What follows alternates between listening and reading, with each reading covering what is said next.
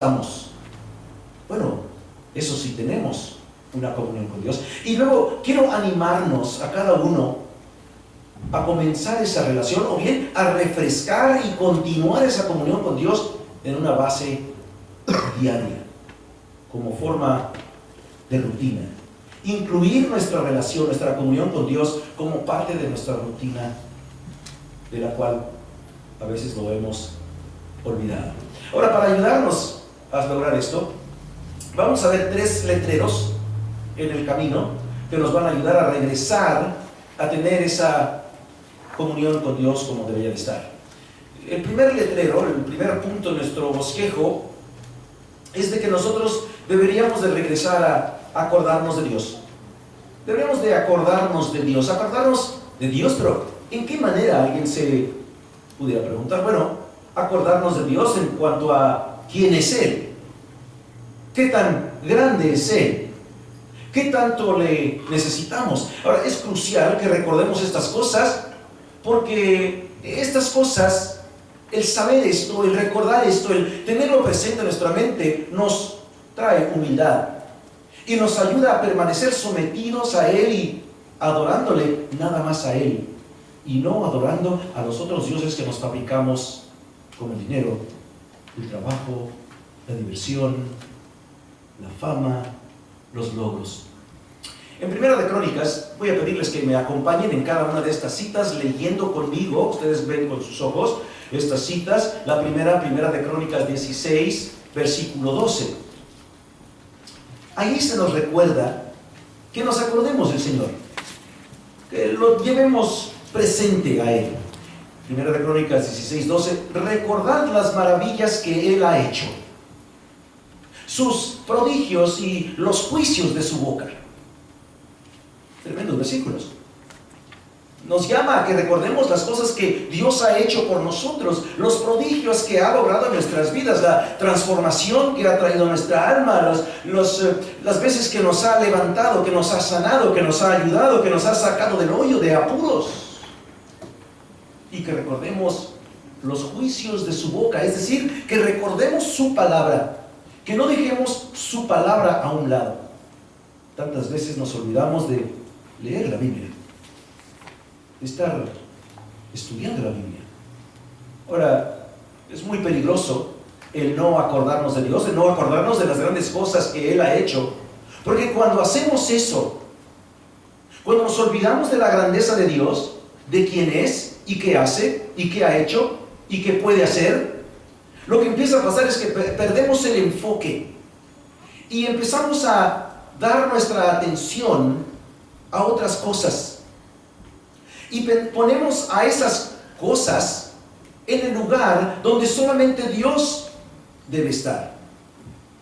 Ahora, esas cosas después de un tiempo van acumulándose y van haciendo a Dios para afuera, lo van echando afuera, lo van moviendo del centro de nuestro corazón, lo van quitando de nuestro horario, de nuestro tiempo, de nuestra mente. Inclusive Dios va dejando de estar en nuestra boca, en nuestras acciones. No pasa mucho tiempo y luego Dios queda nada más en una pequeña esquinita de nuestro corazón. Y cuando eso sucede, comenzamos a vivir la vida por las cosas. Empezamos a vivir la vida por nosotros mismos, hablando de yo soy el que importo, yo soy el que he hecho, yo soy el que logro. Nada más yo ocupo el lugar que Dios debe de ocupar, y por lo tanto nos convertimos en idólatras, donde nos estamos idolatrando a nosotros mismos en vez de adorando a Dios. Tenemos el ejemplo de esto en el pueblo de Israel. Ellos repetidas veces olvidaban a Dios, y cada vez que lo hacían, las cosas iban muy mal para ellos. Ellos, a pesar de ser el pueblo escogido de Dios, se olvidaba de Dios y las cosas les iban mal. Por ejemplo, Israel olvidó de que fue Dios quien obligó al faraón a dejarles salir de la esclavitud de Egipto. Aún estaban en la orilla del Mar Rojo. y ya estaban renegando. Cuando andaban en el desierto, después de cruzar el Mar Rojo, andaban ellos en el desierto deambulando por 40 años, y allí en el desierto, buscando llegar a la tierra prometida, vez tras vez tras vez, Dios proveyó sus necesidades, Dios les dirigió, Dios les defendió, y aún así en Jueces 8:34 se nos dice que Israel no se acordó del Señor, quien les había libertado de sus enemigos a cada lado. Este fracaso de Israel, esta falta de acordarse de Dios y su bondad, no es algo que nada más ocurre o que se menciona en los primeros cuantos libros de la Biblia, en el Pentateuco, pero también se hace eco de hecho de esto en Salmos 78:42 y 106 versículo 7 y muchos más. Y por lo tanto, David, el gran rey y salmista, en el Salmo 103 escribe lo siguiente. Vamos a ver esos versículos juntos, porque creo que esto nos va a bendecir leer estos juntos.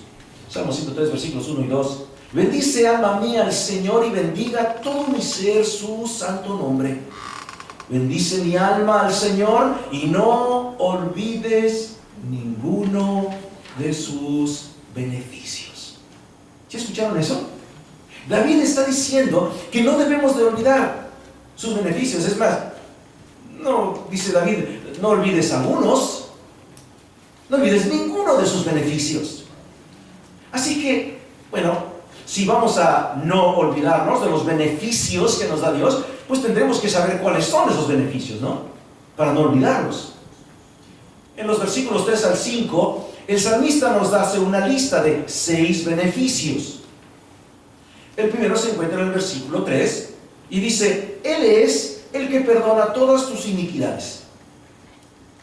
Él es el que perdona todas tus iniquidades. Ahora, veo aquí varias cosas importantes. Primeramente, es muy clave recordar que es Dios mismo quien perdona nuestros pecados. Iniquidades simplemente quiere decir pecados. Es otra palabra para pecados. Hay bastantes palabras en la Biblia para pecados. Hay iniquidades, transgresiones, deudas, pecado, la misma palabra pecado, ¿no?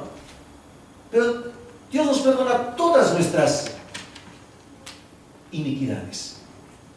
Ahora, nadie más tiene el poder para perdonar nuestros pecados. Nadie tiene el poder para absolver nuestros pecados. Solamente Dios. Segundo, Dios está dispuesto, y es más, puede perdonar todas nuestras iniquidades. Ahora, pensemos en esto. Imagínense qué tremendo el significado de estas palabras. No hay pecado alguno. No hay ningún pecado, ni siquiera uno, que Dios no esté dispuesto o sea capaz de perdonar. Él lo perdona absolutamente todo. Es lo que dice aquí, ¿no? Él es el que perdona todas tus iniquidades. No casi todas, no todas menos una, sino todas. Ahora, la última vez que yo chequé la definición de todas, quiere decir todas. No hay excepción. Ahora, esto es palabra de Dios. Y si es palabra de Dios, entonces tiene que ser cierto, porque si no fuese cierto, entonces Dios sería un mentiroso, y si es un mentiroso ya no es Dios. Así que Dios perdona todas nuestras iniquidades. Bueno, el segundo de los beneficios que Dios nos da es que Él es el que sana todas tus enfermedades. En la Reina Valera que lo dice, todas tus dolencias. Sí, Dios sana todas las enfermedades. Y sí, las medicinas y el tratamiento médico sirven para facilitar y apresurar el proceso de sanidad. Pero es Dios quien con su voluntad hace que la sanidad sea posible, la sanidad de nuestros cuerpos. En otras palabras, si Dios no quiere que una persona sea sanada, toda la medicina y los mejores doctores del mundo no pueden hacer nada, aún para que la enfermedad más sencilla sea sanada. Pero es Dios quien lo hace posible. Ahora, obviamente, a Rogelio ya lo hacían muerto. A Rogelio Caballero ya lo hacían muerto. Y sin embargo, Dios lo levantó. Dios fue el que quiso que este hombre viviera. De su misma boca sale anoche, cuando hablaba yo con él, dice, ¿sabes qué? Dice, Dios no quería llevarme toda mi vida, por eso estoy aquí. Ahora, tú puedes decir, bueno, un momentito, pastor, porque el versículo dice que Dios sana todas nuestras enfermedades, y aún así hay gente que no es sanada. Es más, hay gente que se muere. ¿Cómo explicas eso? Es cierto, hay mucha gente que nunca llegamos a ver que son sanados y se mueren. Pero ese hecho no niega la veracidad de este versículo. Déjenme relatarles algo muy verídico, algo cierto, y yo creo que esto va a ilustrar lo que les estoy diciendo. Tengo un amigo que se llama Tom Hunt, un gringo, ¿verdad? Obviamente no es un nombre mexicano. Tom Hunt. Bueno, este hermano Tom tenía un hermano que estaba luchando con el cáncer. Y al encontrarme con Tom, le pregunté, oye Tom, ¿cómo está tu hermano? Y Tom me dice en una voz alegre, casi prácticamente con una euforia, con una alegría. Dice, oh, mi hermano fue sanado. Y obviamente yo estaba contento, estaba feliz de saber. Y por eso le pregunté, igualmente de entusiasmado, bueno, pero ¿cuánto tiempo tiene ya en remisión? Y Tom me dice, no, él no está en remisión. Él ha sido plenamente sanado porque él ya está con el Señor.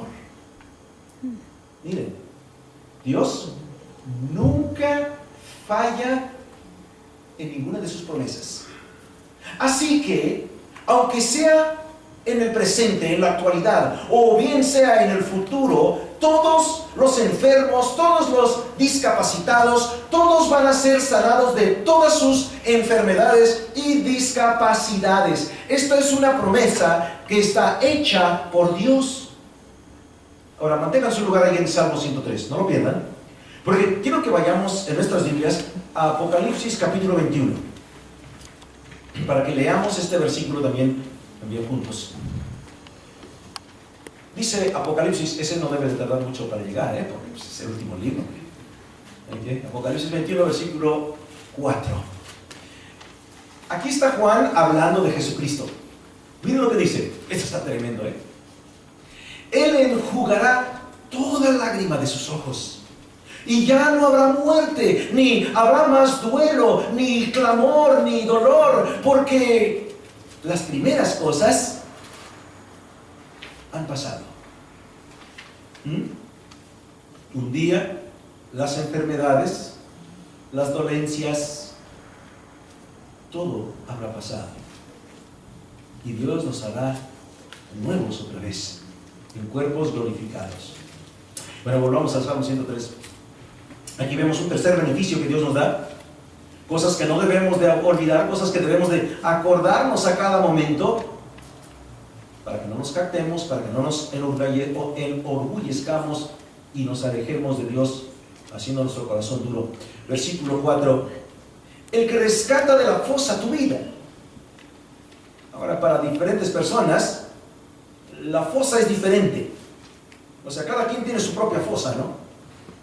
Algunos tienen fosa de orgullo, algunos tienen fosa de crítica, algunos tienen fosa de pobre autoestima, algunos tienen fosa de pecado de diversos tipos.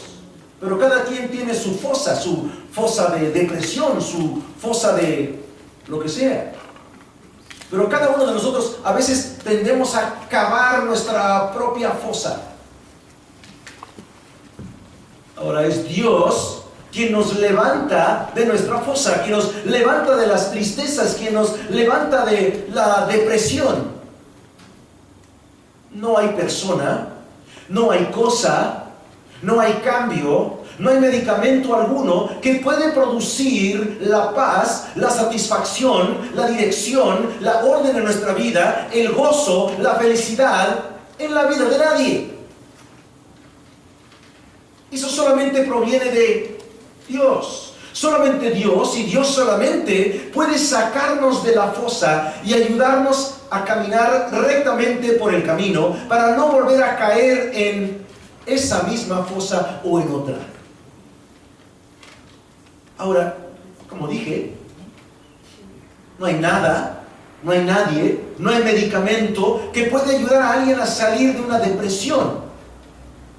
¿Acaso estoy diciendo entonces que no deberíamos de usar medicamentos prescritos por un doctor? No, en lo más mínimo. Hay ciertos casos de depresión extrema, hay ciertos desórdenes que pueden requerir medicamento.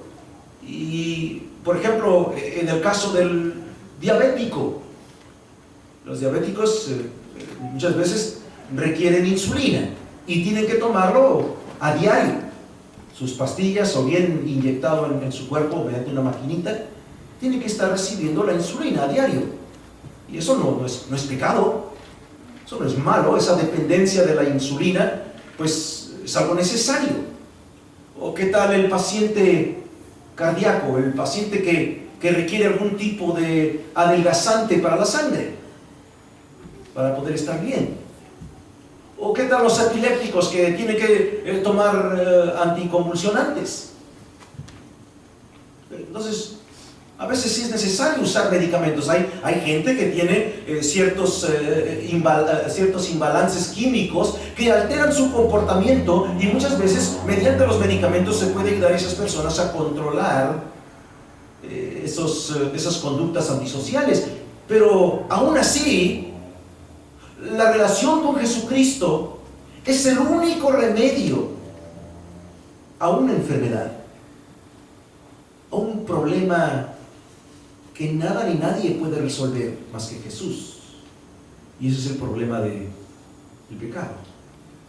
Bueno, además, cuando un individuo llega a ser creyente y camina a diario con Dios, frecuentemente todas estas actitudes y conductas antisociales que antes mostraba pueden disminuir, pueden controlarse, e inclusive en muchos casos pueden desaparecer totalmente, porque ese es el poder de Dios. Ahora, por eso es que es tan importante que nosotros nos acordemos de Dios y sus beneficios. Porque a veces queremos depender de algo, de alguien, para que podamos nosotros sobrevivir, salir de la fosa, dejar de estar con las enfermedades y demás. Un cuarto beneficio que Dios nos da como su pueblo se encuentra también aquí en el Salmo 103. El que te corona de bondad y compasión. Dios es quien nos corona de bondad y de compasión. ¿Saben qué quiere decir eso? Que Dios solamente, Dios exclusivamente nos da todo lo bueno. Es lo que dice Santiago 1:17, ¿no? Que el Padre de luces, el Padre que está ahí arriba, es de quien fluyen todas las cosas buenas.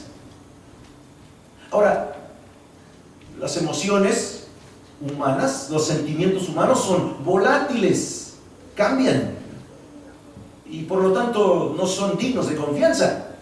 Pero la bondad de Dios, el amor de Dios, la compasión de Dios, estas cosas son perfectas porque provienen de Él. Y por lo tanto siempre podemos confiar en que Dios nos va a dar lo mejor. Ahora bien, algunos dirán, bueno, pero es que Dios no me da todo lo mejor a mí. Hay gente que está mucho mejor que yo, ¿por qué entonces podemos confiar de que nos va a dar lo mejor? Porque Dios nos va a dar lo mejor para cada uno de nosotros. O sea que lo que es mejor para mí no es mejor para alguien más, y lo que es mejor para alguien más no es lo mejor para mí. ¿Sí me explico? Cada quien tiene su mejor. ¿Sí? Es como cuando hablamos de que el hombre y la mujer tienen su pareja, ¿no? Y se dice que la esposa es la ayuda idónea. Bueno, la ayuda idónea de alguien más no es la idónea para mí. Y la que es la ayuda idónea para mí no es la ayuda idónea para alguien más. Es para mí nada más. Entonces, las cosas que Dios tiene para mí son las mejores, no para alguien más, para mí.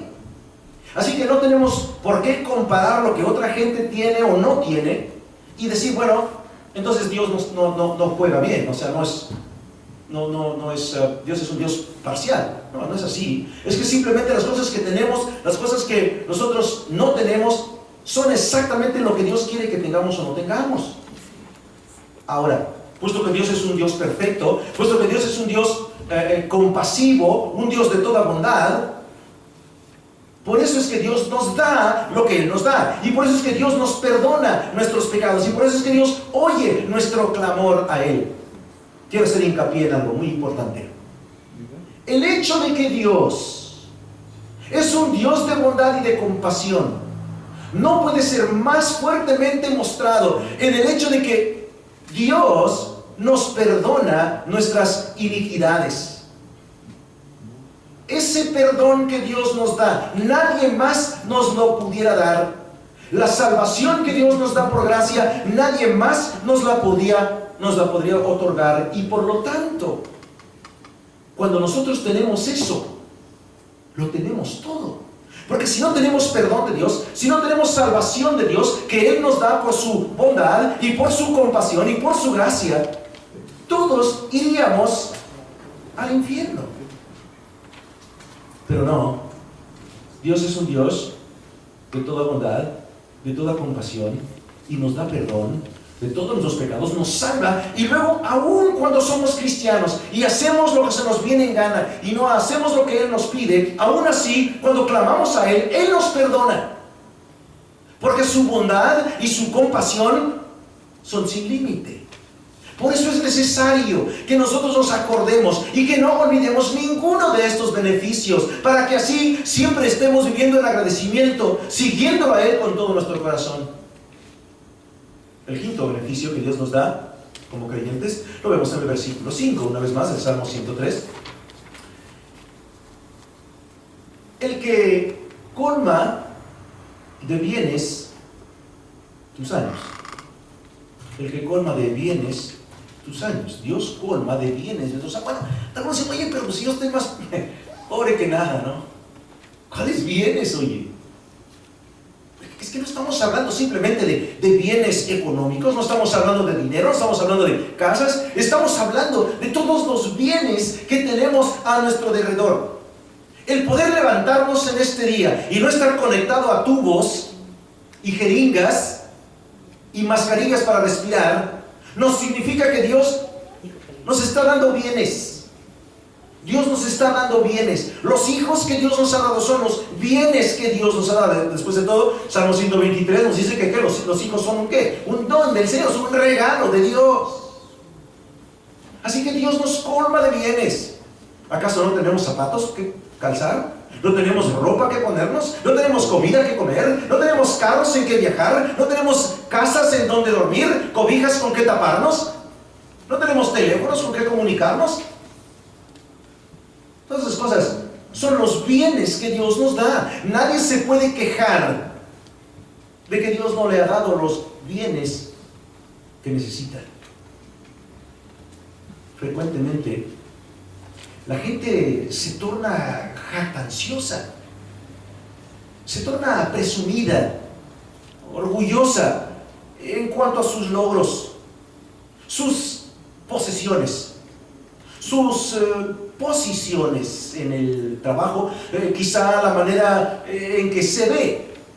El guapo dice que bárbaro. Híjole, ¿no? Hay una serie de cosas más, obviamente, que la gente a veces usa para jactarse, para creerse más de lo que son. Pero es ridículo, porque es Dios quien nos da todo lo que tenemos. Es Dios quien nos da todo lo que tenemos. Es Dios quien nos hace todo lo que somos. Y es Dios quien tiene el control absoluto sobre quienes somos y qué tenemos. El rey Nabucodonosor de Babilonia, este rey que se jactaba en el hecho de que él era rey, y él presumía, y él quería que le adoraran y demás. ¿Y qué pasó? Dios lo humilló. Y al final reconoció que él le debía todo a Dios. Pero hay gente que se jacta así, ¿no?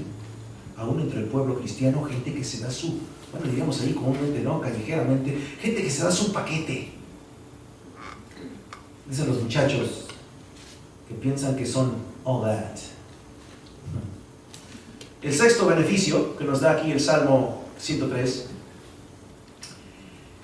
dice, tu juventud se renueve como el águila. Tu juventud se renueve como el águila. A través del tiempo, a veces los creyentes nos cansamos. Nos sentimos cargados por las presiones del ministerio, por los achaques, los dolores de la edad, por los problemas de la vida, o por las tristezas de los desengaños y las desilusiones. Pero el antídoto para todo esto es de lo que estamos hablando esta mañana, de acordarnos de Dios, acordarnos que es Él quien está en control, acordarnos que es Él quien es el vengador del justo cuando nos hacen injusticias, acordarnos de que Él es el tenedor de todo poder, que Él tiene todo poder en su mano, de que Él es el galardonador del hombre fiel, de la mujer fiel. Acordarnos de que Él es el poderoso libertador de los afligidos. Acordarnos que Él es el salvador de los que creen y confían en Él. Miren, hermanos, si nosotros no nos acordamos de tener a Dios en el centro de nuestra vida, nos vamos por obligación a sentir estresados, vamos a sentirnos como que la vida es algo que ya no podemos soportar. Ay, mamá, es que no puedo con la múcura. ¡Qué bárbaro! Pero ¿saben una cosa? Si nosotros no ponemos a Dios en el centro de nuestra vida, entonces va a ser muy cierto, muy correcto. La vida va a ser imposible de vivir y nunca vamos a estar satisfechos con lo que tenemos, con lo que somos, con lo que vivimos. Después de todo, nosotros somos carne, un soplo y no vuelve. Eso es lo que dice el Salmo 78, 39. Somos simplemente carne, somos un soplo que no vuelve. El apóstol Pedro, les invito a buscar conmigo, 1 de Pedro 1:24. El apóstol Pedro le da muy acertadamente a lo que somos. Dice Pedro, porque toda carne es como la hierba, y toda su gloria como la flor de la hierba. Séquese la hierba, cáese la flor. Así somos. Un día estamos aquí y otro día ya no estamos aquí. Algunos Dios nos da una vida larga y otros Dios nos la acorta.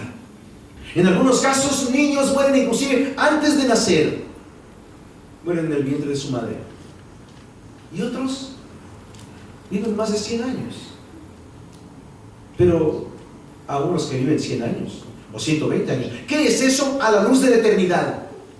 Nada. Ahora déjenme decirles, nosotros no tenemos que sentirnos cargados, no tenemos que sentirnos como que nos estamos ahogando, no necesitamos sentirnos como que todo nos está yendo mal, ni sentir temor de seguir viviendo. Cuando el pueblo de Israel y sus líderes estaban temerosos al estar ellos en cautiverio y estar reconstruyendo la ciudad de Jerusalén, y sus enemigos les querían atacar e impedirles construir la ciudad y el templo, Nehemías les dice que se acuerden de Dios. En 4:14 de Nehemías. Ahora, en el Salmo 105, versículo 5, se da esa misma instrucción. Ahora, todo cristiano debe de tener a Dios en el primer lugar de su lista de cosas. Debe de estar Dios en el primer lugar. Dios debe de estar en la mira de a todo lo que nosotros le estamos tirando. Dios debe estar en el centro de nuestros pensamientos. Aun cuando nos acostamos a dormir, Dios debería de estar en el lugar principal de nuestra mente. El Salmo 63, versículo 6 lo dice de esta manera: cuando en mi lecho me acuerdo de ti, en ti medito durante las vigilias de la noche. ¿Saben qué está diciendo? Cuando me acuesto a dormir, estoy pensando en ti, Dios. Y luego en la noche, cuando se me va el sueño y no puedo quedarme dormido, estoy pensando en ti. No estoy pensando en mis problemas, no estoy pensando en mis achaques, no estoy pensando en mis dificultades, estoy pensando en ti. Ahí es donde debe de estar nuestra mente. Ahora algunos a lo mejor dicen, pero ese es ya fanatismo, hombre, ¿cómo vas a estar pensando en Dios todo el tiempo, a todas horas del día? Bueno, es lo que nos dice Deuteronomio 6, ¿no? Que hablemos de Dios a nuestros hijos cuando nos levantamos en nuestra casa, o cuando andamos por el camino, o cuando nos acostamos por la noche, que deberíamos estar hablando de Dios. Y el salmista está diciendo, aún cuando despierto en la noche, en la madrugada, y no puedo quedar dormido, aún allí estoy pensando en ti. Esto no es ser fanático. Esto es entender que como seres humanos, que estamos viviendo en un mundo caído, donde toda la gente está pecando, donde hay un diablo que anda buscando derrotarnos, donde hay tentaciones a Diosdar. Allí entonces necesitamos nosotros, desesperadamente, con ansiedad, necesitamos estar pensando en Dios, porque lo necesitamos a Dios. Si nosotros no estamos meditando en Dios, no estamos acordándonos de Dios, hablando con Dios, teniendo comunión con Dios a diario, vamos a fallar en el cumplimiento de nuestro papel en esta vida. ¿El papel cuál? El papel de hijos, el papel de hijas, el papel de esposo, el papel de esposa, el papel de hermano o hermana en Cristo, el papel de empleado, el papel de empleador, el papel de siervo, de esclavo de Jesucristo. Nosotros, tú y yo, no podemos para nada. Podemos cumplir la voluntad de Dios, hacer la voluntad de Dios, vivir como Él manda, estar satisfechos en quién somos y dónde estamos y en qué situación nos encontramos, a menos que Dios sea el que está primeramente, en primer lugar, en nuestra mente, en nuestro corazón. Es solamente cuando Dios está en nuestra mente y en nuestros labios durante todo el día y durante toda la noche que vamos a ser nosotros capaces de tener éxito en nuestra vida. Es entonces, y solamente entonces, cuando vamos a ser capaces de obedecer a Dios consistentemente.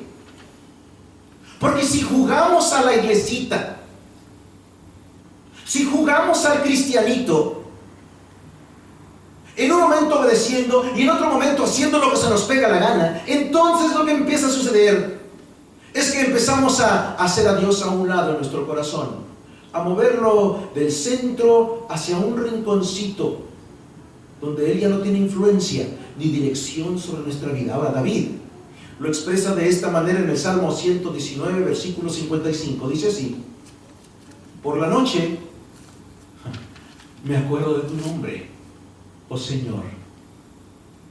Y luego viene lo que dice enseguida: y guardo tu ley. Por la noche me acuerdo de tu nombre, oh Señor, y guardo tu ley. Mira, cuando tú y yo nos acordamos de Dios, cuando tú y yo tenemos a Dios presente en nuestro todo, cuando Él está presente en nuestras conversaciones, cuando Él está presente en nuestras actitudes, cuando Él está presente en nuestras acciones, la vida va a ser mucho mejor que cuando no está presente en nuestras conversaciones, actitudes y acciones. Ahora, si vamos a hablar como habla el pueblo, ¿no? Híjole, pero es que me he ido de la pura patada, ¿eh?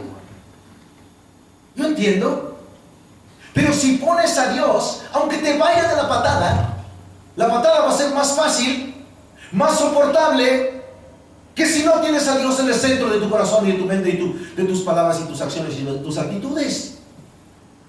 Israel estaba a salvo, Israel estaba segura, Israel estaba satisfecha cuando ellos se acordaban de Dios. Salmo 78, versículo 35 lo dice de esta manera: se acordaban de que Dios era su roca, el Dios Altísimo, su Redentor. Cuando tenemos a Dios en el centro de nuestra mente, de nuestro corazón, de nuestros labios, actitudes y acciones, es cuando vemos a Dios como nuestra roca. Cuando vemos a Dios como nuestro Redentor, nuestro Salvador. Dios es el único en el que siempre podemos apoyarnos. Dios es el único que siempre tiene la fuerza. Nosotros nos cansamos, nuestras fuerzas se van. Pero a Dios no se le van las fuerzas. Dios es el único a quien siempre podemos acudir para recibir ánimo, estímulo para seguir adelante. Dios siempre es nuestro fundamento firme. Por eso Él es la roca. Además, Dios es nuestro Salvador. Dios es nuestro Redentor, el que nos rescata de todo mal, el que nos rescata de toda tragedia, el que nos rescata de todo y de cada cosa. Y sabemos esto, ¿por qué? Porque si cada uno nos pusiéramos a hacer este micrófono, pudiéramos relatar de cómo Dios nos ha transformado, de cómo Dios nos ha sacado de las diversas cosas, de cómo Dios nos ha traído a este lugar donde estamos ahora. Él es el único que nunca ha fallado. Él es el único que no está fallando. Y Él es el único que nunca va a fallar. Él es el único constante que hay en todo el universo. Por lo tanto, es el único constante en nuestras vidas. Así que cuando las cosas están mal o cuando las cosas están bien, yo les pregunto, ¿acaso pudieran ustedes, hermanos, unirse conmigo y con Asaf, el salmista, cuando él dice en el Salmo 77:11, me acordaré de las obras del Señor, ciertamente me acordaré de tus obras antiguas? ¿Estamos dispuestos a no olvidar ninguno de sus beneficios? Es importante que no lo hagamos. Que no hagamos excusa. Es que está lloviendo, es que estoy muy cansado, es que he estado enfermo, es que esto, es que el otro, es que aquello. Y que sigamos constantes. Bueno, una vez que hemos analizado nuestra vida, que hemos determinado que nuestra comunión con Dios no es lo que debiera de ser, entonces podemos avanzar por nuestro caminar diario de nuestra vida cristiana y llegar al segundo letrero en ese camino de regreso. Ese segundo letrero es el letrero del arrepentimiento. Arrepentimiento. Metanoeo, la palabra en griego. Esa palabra quiere decir el darse la vuelta y alejarse del pecado. Metanoeo. Darse la vuelta y alejarse del pecado. E ir en dirección de la santidad. Ese es el arrepentimiento verdadero, Ahora, entiéndanlo, cuando uno verdaderamente se arrepiente de algo, no es que simplemente tenemos un sentir de remordimiento porque hicimos algo. No es simplemente un sentimiento de, híjole, la regué. No. El arrepentimiento tiene que ver con mucho más que simples sentimientos. El arrepentimiento requiere que la persona le dé totalmente la espalda al pecado. Que le dé totalmente la espalda al pecado. Ese es el arrepentimiento real. El darle la espalda a toda aquella acción pecaminosa. El arrepentimiento es el darle la espalda a toda acción pecaminosa, el decidir en su corazón que jamás va a volver a hacer eso. El arrepentimiento incluye el tomar pasos para evitar cometer aquella mala obra. 3 elementos al arrepentimiento. Una vez más, el arrepentimiento real tiene 3 pasos. Darle la espalda a la acción pecaminosa. 1. 2. Decidir en tu corazón que nunca jamás vas a cometer eso de nuevo. 3. Tomar pasos para evitar cometer esa mala obra de nuevo. Creo que en muchos casos los cristianos nos sentimos mal de que hicimos algo, pero no le damos la espalda al pecado porque nos gusta ese pecado. Por lo tanto, no decidimos, no nos proponemos, no nos determinamos en el corazón nunca volver a hacer eso. Decimos, bueno, por hoy no lo voy a hacer, pero a lo mejor mañana si tengo oportunidad lo vuelvo a hacer. Creo que muchos de nosotros a lo mejor le queremos dar la espalda y a lo mejor sentimos el deseo de no volver a hacerlo, pero no tomamos los pasos necesarios para evitar caer en ese pecado de nuevo. Ejemplo, el alcohólico que dice, sé que estoy mal, por lo tanto tengo deseo de no volver a tomar, pero cuando voy a la tienda y voy pasando junto a la licorería o junto a la cantina, qué bonito huele esa cerveza, En vez de sacarle la vuelta a ese lugar, pasa ahí enfrente del lugar. No toma los pasos para evitar caer en la trampa de Satanás. Déjenme darles una promesa del Dios Altísimo. Esta es una promesa de Dios. Esto lo dirían los americanos, you can take it to the bank. Puedes llevarlo al banco. En Isaías 55:7, Isaías dice lo siguiente: abandone el impío su camino, y el hombre inicuo sus pensamientos, y vuélvase al Señor, que tendrá de él compasión, al Dios nuestro, que será amplio en perdonar. Qué tremendo versículo. Vamos a deshebrarlo un poquito el versículo este. No tenemos mucho tiempo para hacerlo, pero quiero deshebrarlo un poquitito nada más, y luego vuelvo a lo que es las notas de mi sermón. Abandone el impío su camino. Estamos en un camino, ¿no? Estamos hablando del camino de regreso a Dios, a la comunión con Él. Entonces, abandone el impío su camino, el hombre inicuo, el hombre pecador, sus pensamientos. Es decir, tienes que decidir, si quieres regresar a Dios, tienes que decidir dejar tu pecado atrás y dejar los pensamientos que tienen que ver con tu pecado. Y luego, miren lo que dice, y vuélvase. Es decir, dale la espalda al pecado y dale la cara, ¿a quién? A Dios. ¿Quién es este Dios? Miren lo que nos dice de quién es este Dios, al que le vamos a dar la cara dándole la espalda al pecado. Que tendrá de ese hombre pecador compasión, que se torne al Dios que le va a tener compasión, que dijimos que es uno de los beneficios de Dios del Salmo 103, bondad y compasión. Al Dios nuestro, al Dios nuestro, que será amplio en perdonar.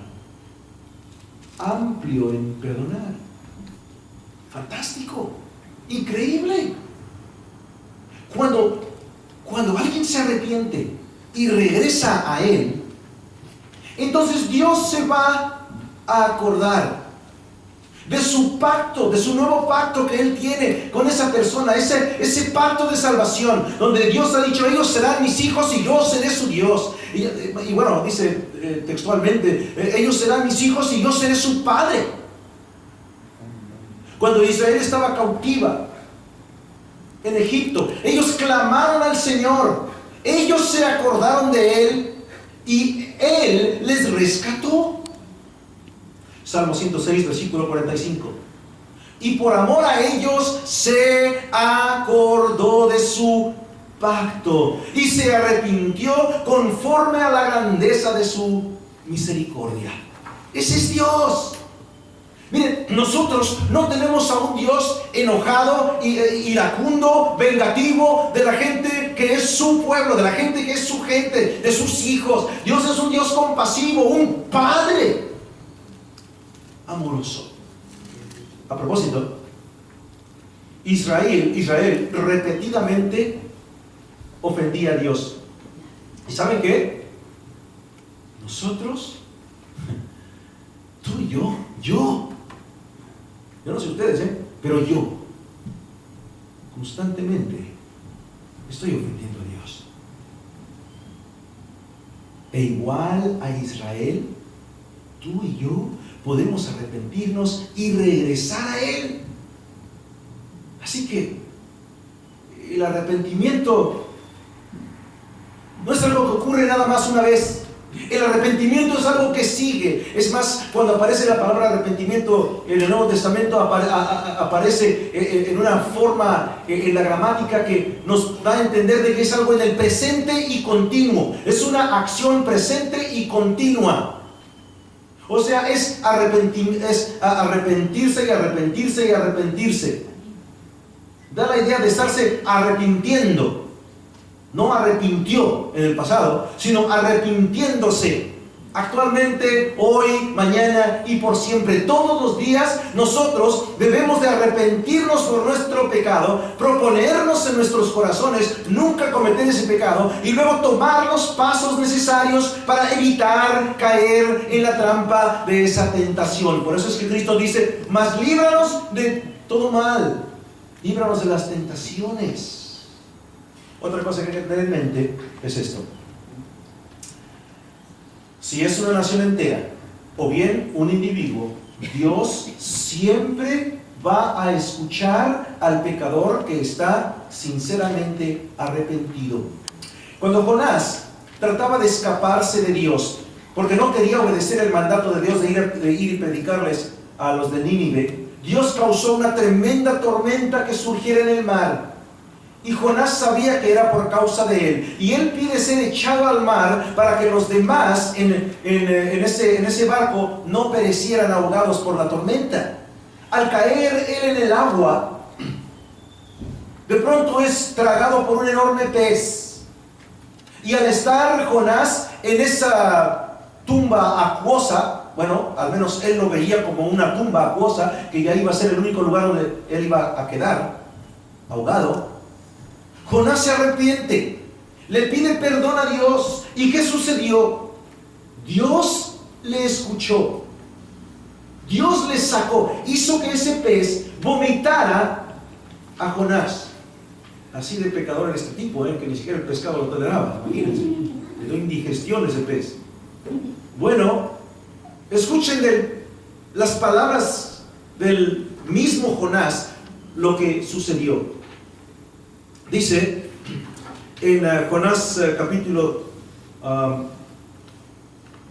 ¿dónde estamos? Jonás 2:7 dice así: cuando en mí desfallecía mi alma, del Señor me acordé, y mi oración llegó hasta ti, hasta tu santo templo. ¿Se imaginan? Miren, escuchen esto. ¿Saben de qué nos dice este versículo?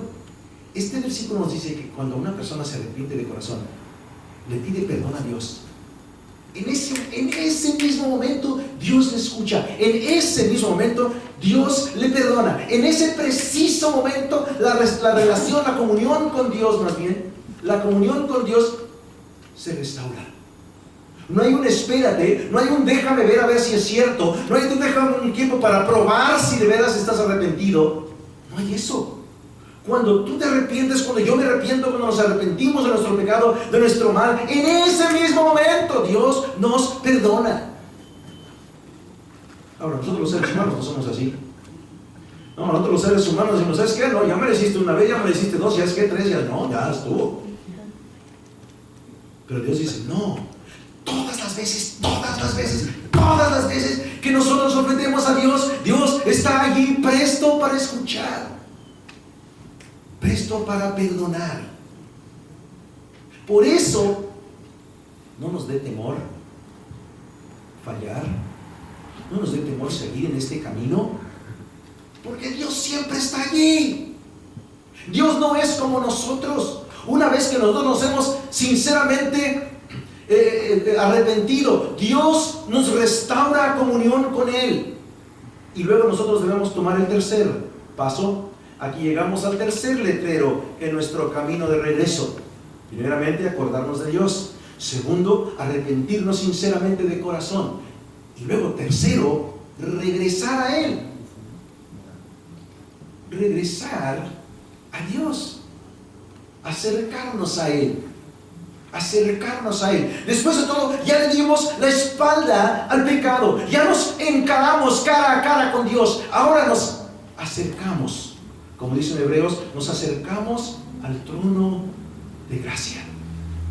Jeremías escribe en el libro de Lamentaciones. El libro de Lamentaciones es un libro muy triste, ¿eh? Si alguna vez alguien quiere ver cómo se siente un hombre deprimido, lean Lamentaciones.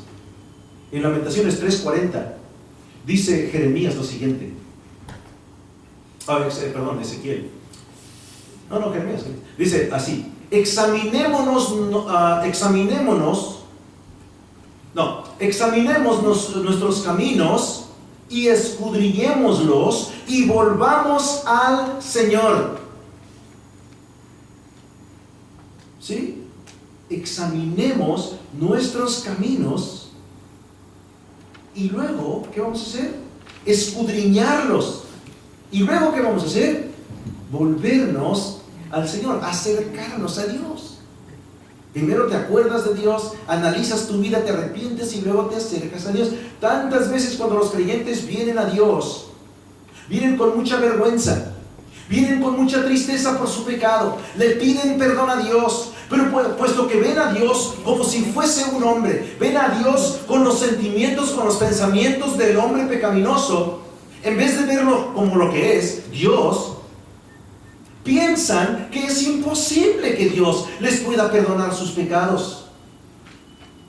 Es más, llenos de dudas, llenos de pensamientos autoacusatorios, piensan que tienen que hacer algo para ganarse el perdón de Dios, para merecerse ser aceptados por Él de nuevo.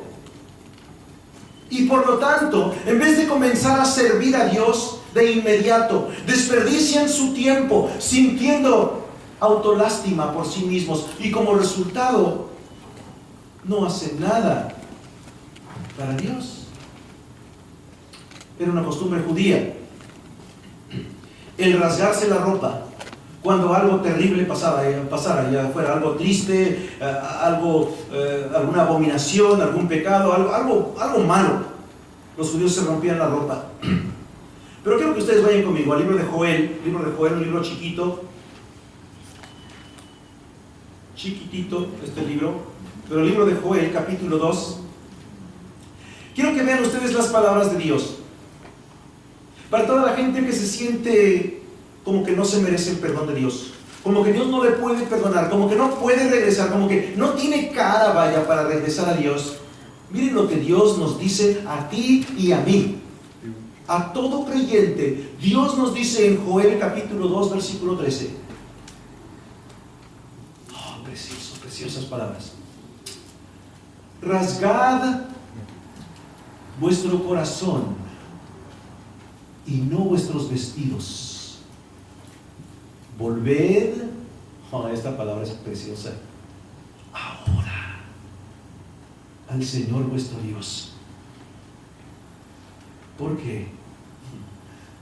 Porque Él es compasivo, clemente, lento para la ira, abundante en misericordia y se arrepiente de infligir el mal. ¿Te imaginas? Qué precioso es este versículo, qué bárbaro. Vamos a leerlo una vez más. Rasgar vuestro corazón y no vuestros vestidos, es decir,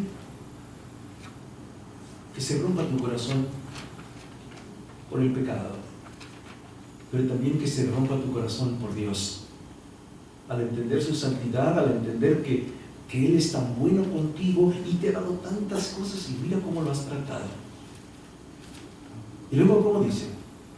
Volved ahora al Señor. No te esperes hasta mañana, no te esperes hasta que puedas ser más perfecto, no te esperes hasta que las cosas hayan cambiado, no te esperes, no dudes, no tengas ninguna cavilación en tu mente, ninguna cavilación.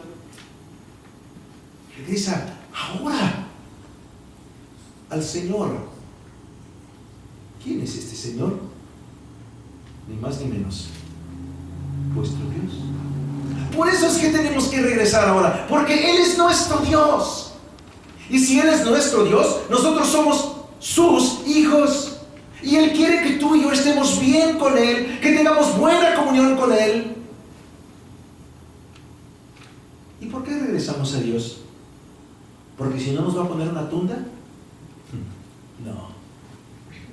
Porque Él es compasivo y clemente, lento para la ira, abundante en misericordia, y se arrepiente de infligir el mal. Es decir, Él no quiere hacernos sufrir consecuencias, pero hace falta que tú y yo nos arrepentamos. Ahora, ¿qué significa todo esto? Significa que Dios quiere que seamos sinceros al arrepentirnos, que Él quiere que estemos quebrantados de corazón en cuanto a nuestro pecado, que no estemos simplemente tristes porque tenemos que pagar consecuencias en base a nuestro pecado. Yo creo que es cierto, ¿no es así? Que mucha gente se siente muy, muy mal acerca del pecado que ha cometido porque va a pagar consecuencias. Pero en verdad no se sienten mal acerca de su pecado. Simplemente se sienten mal en base a las consecuencias. Y eso no es arrepentimiento verdadero. Bueno, además, Dios nos está diciendo a través de Joel que si verdaderamente estamos arrepentidos de corazón, Él nos va a perdonar. ¿Por qué? ¿Porque tiene que? No. Porque esa es su naturaleza. Porque Él es Dios. Él es un Dios que es ¿cómo? Un Dios de gracia. Él es un Dios paciente. Él es un Dios que es compasivo, que es clemente, que es lento para la ira, un Dios de amor que perdona al que está sinceramente arrepentido. Es más, cuando viene un arrepentido sincero a Dios, Dios no puede hacer menos que perdonarle y recibirle. Así que cuando nos arrepentimos de corazón, cuando lo hacemos de todo corazón, Dios nos va a perdonar. Es más, mira, el cristiano verdadero, el cristiano auténtico, el cristiano genuino, no puede hacer menos cuando él se arrepiente. No puede hacer menos que venir de todo corazón. Un versículo más que quiero que busquen conmigo. Jeremías 24. Vamos a ver este versículo juntos. Jeremías capítulo 24, versículo 7. Hablando Dios a través de Jeremías. Y les daré un corazón para que me conozcan. Porque yo soy el Señor y ellos serán mi pueblo y yo seré su Dios, pues volverán a mí de todo corazón. ¿Sí se imaginan? Dios mismo declara que Él nos ha dado a ti y a mí, los que somos creyentes auténticos, un nuevo corazón, un corazón con ganas de conocerle, con ganas de servirle, con ganas de regresar a Él, sinceramente arrepentidos cada vez que pecamos. Por lo tanto, cuando vamos por el camino y nos descarriamos por un breve tiempo, tú y yo que somos cristianos de verdad, regresamos a Él y regresamos con una actitud de sinceridad. Ahora bien, sabiendo todas las cosas que hemos aprendido el día de hoy, provoca que salga, que emane de nosotros una actitud diferente a la que antes teníamos. Si antes estábamos apachurrados, si antes estábamos acongojados, si antes estábamos deprimidos, si antes estábamos airados, enojados, celosos, lo que sea que estuviéramos, de pronto cuando tú y yo nos arrepentimos y regresamos a Dios y Él nos acepta y nos renova, hay una nueva actitud que fluye de nosotros. ¿Sabes cuál es? La actitud de gozo.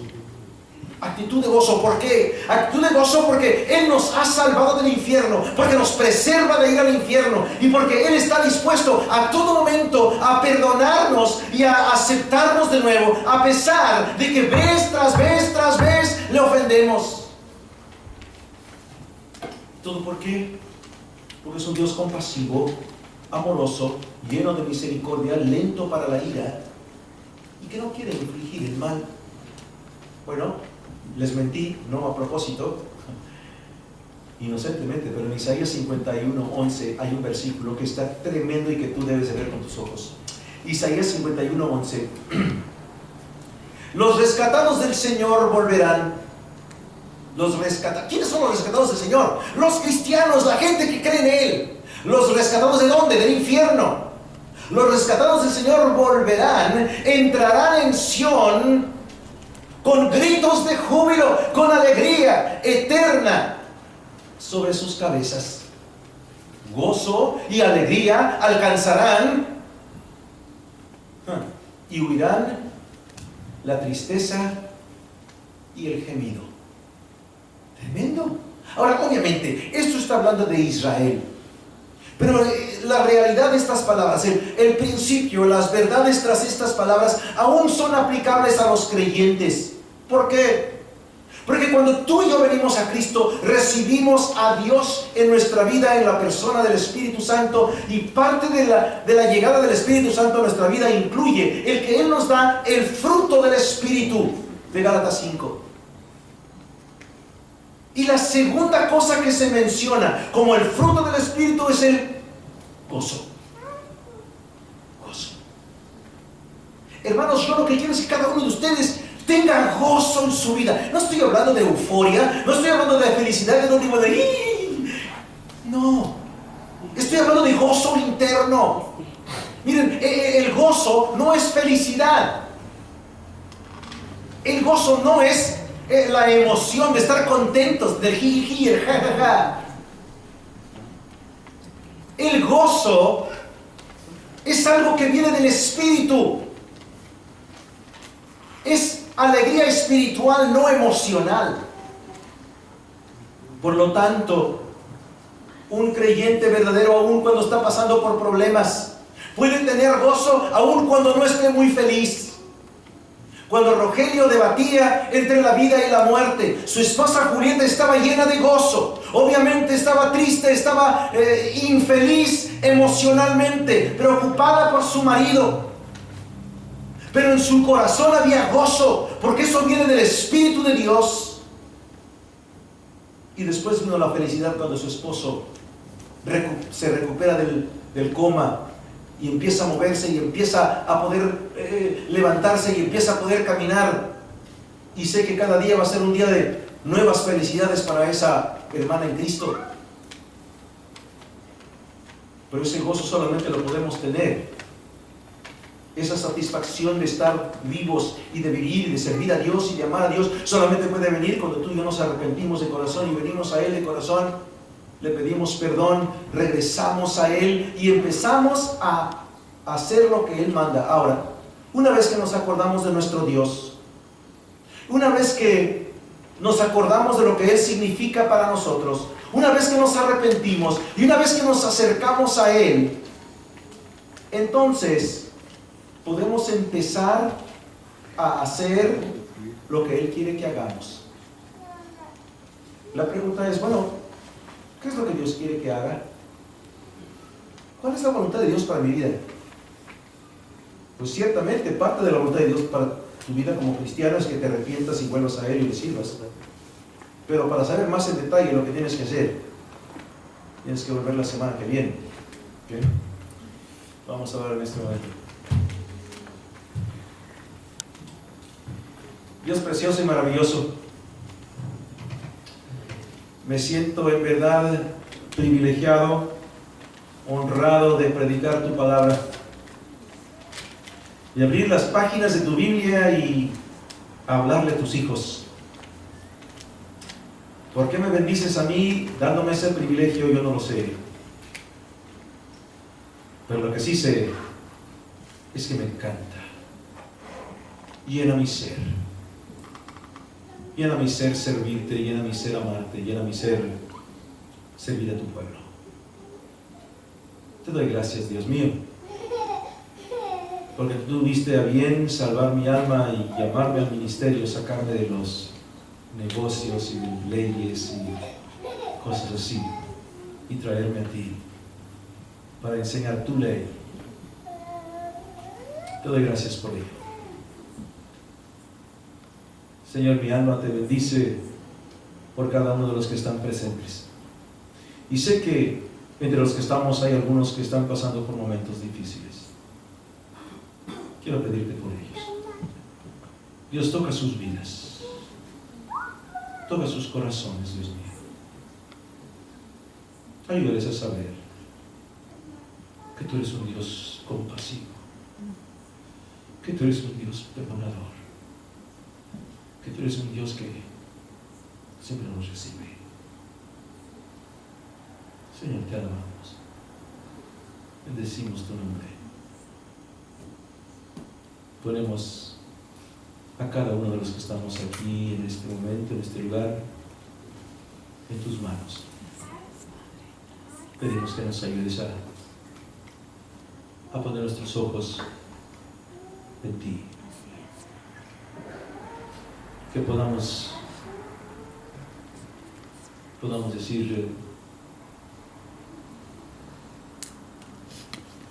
decir a todos, podamos decirte a ti, no el Dios, yo tengo un gran problema, sino el decir problema, yo tengo un gran Dios. Pedimos, Señor, que ahorita recoger la ofrenda, tú bendigas ese dinero para que sea usado propiamente, sabiamente. Que tú bendigas a aquel que da, el que no puede, que tú le suplas conforme a tus beneficios. Y después de recoger la ofrenda y cantar un canto, Señor, queremos salir de este lugar sabiendo que hemos estado en la presencia de Dios. Señor, te pido que cada uno de los que están aquí el día de hoy hayan sentido tu presencia en su vida, hayan escuchado tu voz en sus oídos, en su corazón. Pedimos esto en el nombre precioso, incomparable de Jesús.